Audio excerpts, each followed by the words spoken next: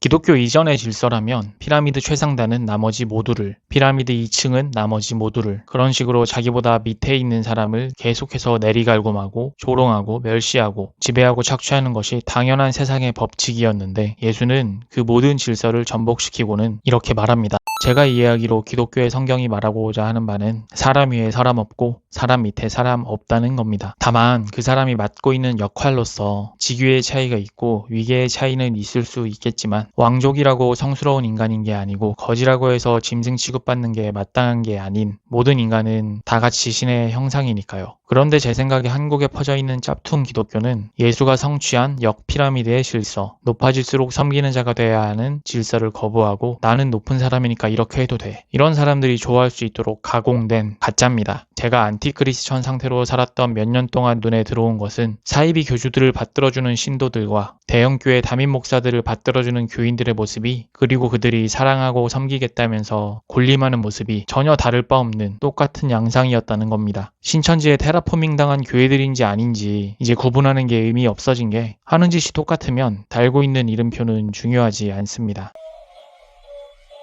한국 사회에서 가장 민주적이지 않은 집단은 어디일까요? 군대와 교회입니다. 군대는 상명하복으로 움직여야만 하는 전쟁이 목적인 집단이니 그렇다고 치고, 교회는 왜 그럴까요? 담임 목사는 왕, 장로들은 귀족, 안수 집사는 기사, 그런 직함없는 교인들은 평민, 이렇게 돌아가는 곳이 한국교회입니다. 한국교회가 이렇게 된 것은 신학교와 신학생들의 저지러에서 시작됩니다. 고민하고 질문하고 탐구하고 스스로 사유하고 추론하고 가설을 제시하고 해답을 찾아가는, 그러니까 학습 능력이 있는 사람들이 신학교에 가던 시절이 있었습니다. 한국 사회에서 1000만 명이 개신교인이라는 그런 시절이 있었습니다. 직업으로서의 목사는 꽤나 매력적인 시절이었습니다. 권위를 인정받고 존경받기 쉬웠으니까요. 소위 말하는 사자 아닙니까? 신학생이 많으니까 신학교가 늘어갑니다. 저질 신학교도 늘어갑니다. 제대로 공부시키지도 않고 공부시킬 능력도 없으며 학습하는 기간도 이게 맞나 싶은 수준의 신학교 간판을 달고 있는 곳에 돈을 내면 전도사 목사 직함을 가지고 교회에서 일하거나 교회를 만들어 영업을 시작할 수 있었습니다. 신학의 세계는 깊고 복잡하고 골치 아프고 오묘한데, 성경 무호설과 창조과학 두 개를 조합하면 그딴 거 필요 없고 골치 아플 이유 없고 생각할 이유 없고 질문하는 사람을 의심하는 자고 믿음이 없는 자들이라는 교회 분위기를 만들 수 있고, 지성을 포기하기로 한 사람 아니면 그 안에서 견딜 수가 없어집니다. 남는 사람들은 누구일까요? 우리 목사님 말이라면 뭐든지 믿는 사람들, 이런 사람들이 교회에서 요직을 차지합니다. 권위주의를 강화합니다. 감히 목사님을, 주의 종을 안 좋게 말해? 기도는 안 하고 마귀에게 시험 들어서 이상한 질문을 해? 이런 사람들일수록 담임 목사님께 인정받고 총애받죠. 정리하면 신학교가 배출하는 신학생들의 QC 관리, 퀄리티 컨트롤이 전혀 안 된 지 몇십 년이 누적되자 저질 목사와 전도사들이 무수히 배출되었고, 처음에는 그렇지 않았던 교인들도 분위기에 젖어들어 그런 사람들의 설교에 권위를 부여하고 몇십 년 듣다 보면 점점 생각하는 존재로서의 인간이기를 포기하는 수준에 이르고, 이런 것을 피부로 느끼는 사람들은 진작에 한국교회를 많이들 떠났다는 겁니다. 그렇다면 과연 성경은 권위주의적인 책일까요? 기독교가 말하는 하나님 나라가 구현된 사회가 이런 모습일까요? 여러분은 신학적으로 기독교를 어떻게 이해하고 계신가요? 제가 오늘 읽은 성경 구절에는 이런 말씀이 있었습니다. 일어나십시오.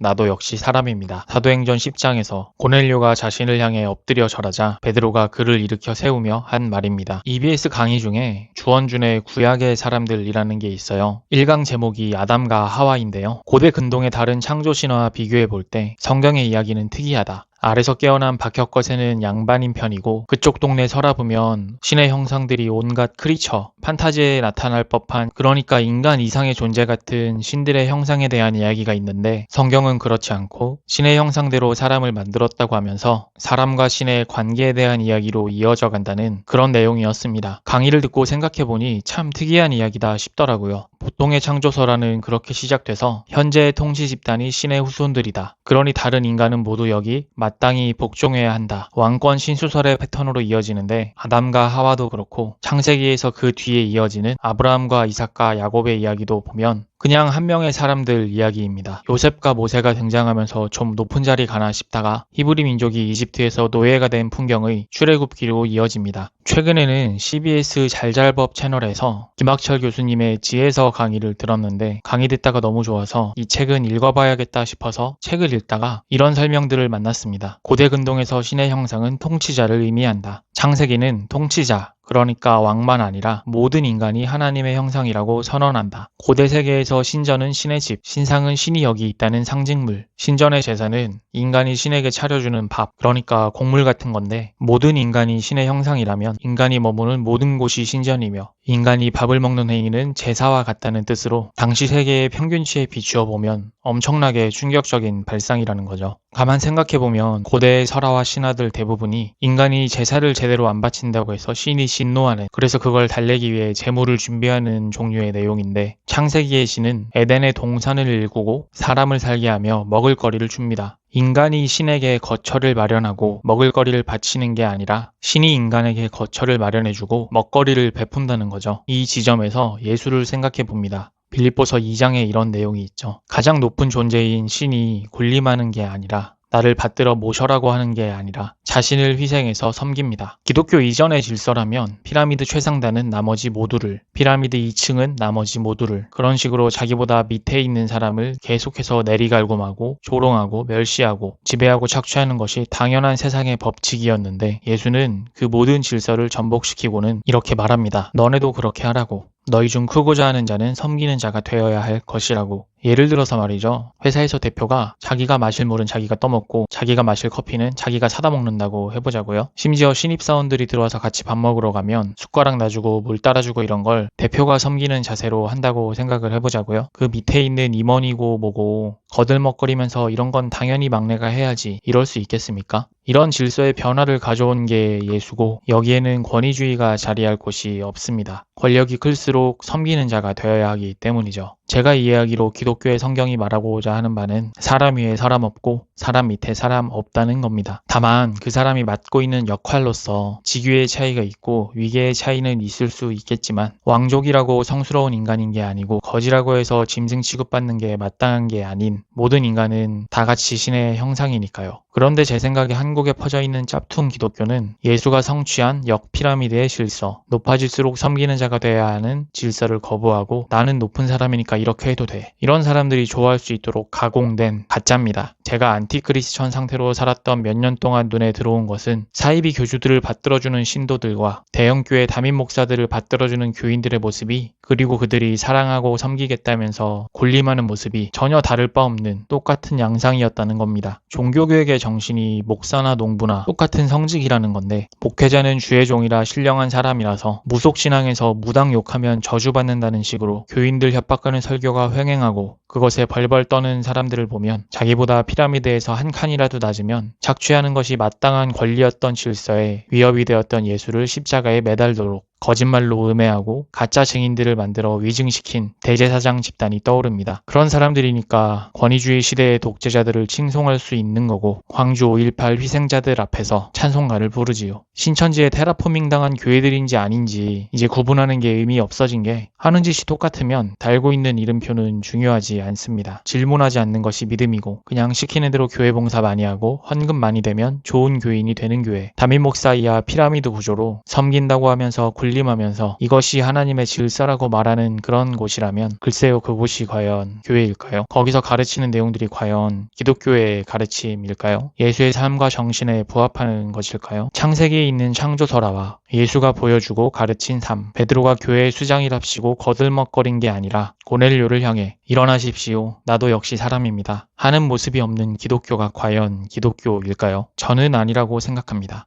그리고 이것이 한국 개신교가 그 안에 있는 교인들이 권위주의에 취약한 이유라고 생각합니다. 오늘 영상은 이것으로 마치겠습니다. 감사합니다.